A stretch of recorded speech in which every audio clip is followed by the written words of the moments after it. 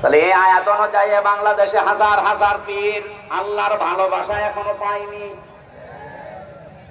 বেশি করে ফেললাম। আশা করছি আমি যেটা বোঝাতে চেয়েছি এখন থেকে আর অপূর্ণাঙ্গ না, আমরা পূর্ণাঙ্গ অনুসরণ করতে চাই রাসূলুল্লাহকে।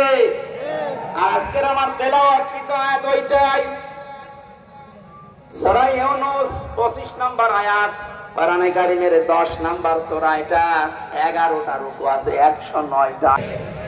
আংশিক অনুসরণের মাধ্যমে আল্লাহর মহব্বত ভালোবাসা পাওয়া যাবে না, আর আল্লাহর মহব্বত যদি পাওয়া না যায় জান্নাতও যাওয়া যাবে না।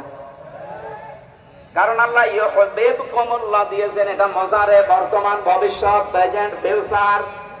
কোন মানুষ যখন পূর্ণাঙ্গ অনুসরণের জন্য সিদ্ধান্ত নিয়ে লেগে পড়বে, আল্লাহ পাক বলেন আমিও তাকে ভালোবাসা শুরু করব। এখানে কত জ্ঞানী মানুষ আছে।